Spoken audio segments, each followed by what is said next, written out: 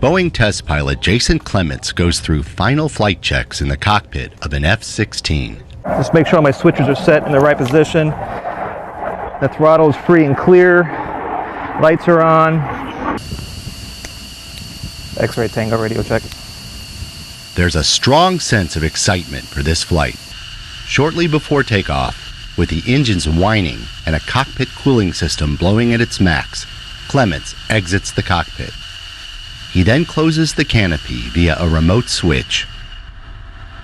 Powered up and ready for flight, the F-16 begins to roll down the runway without a pilot in the cockpit.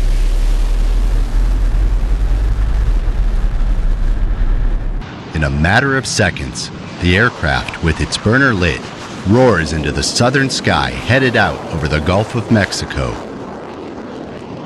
It's the first time ever an F-16 has flown without a pilot in the cockpit.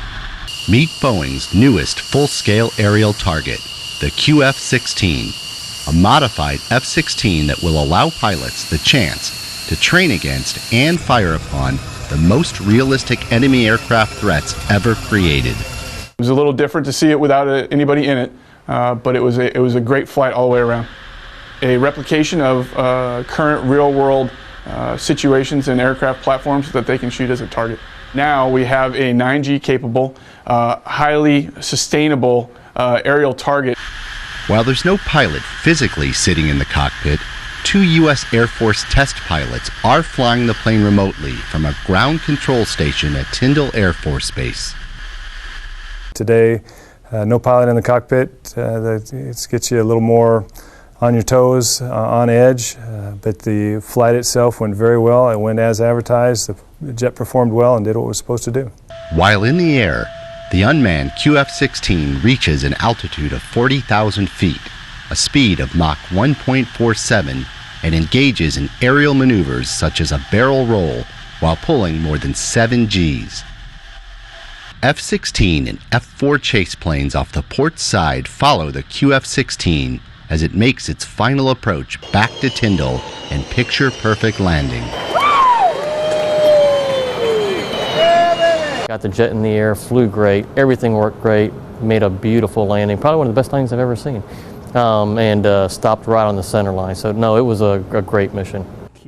So far, Boeing has modified 6 QF-16s, all of which had been stored at Davis-Monthan Air Force Base in Arizona. In fact, the plane used in the first unmanned flight had been out of service for 15 years.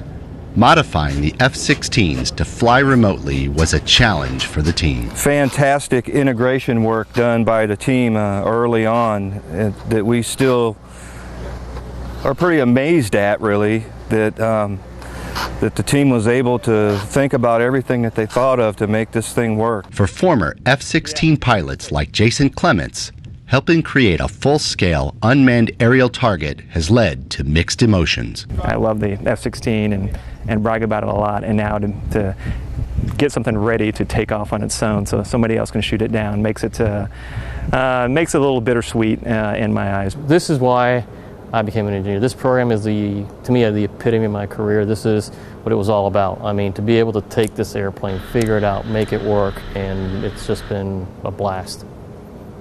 It's cool.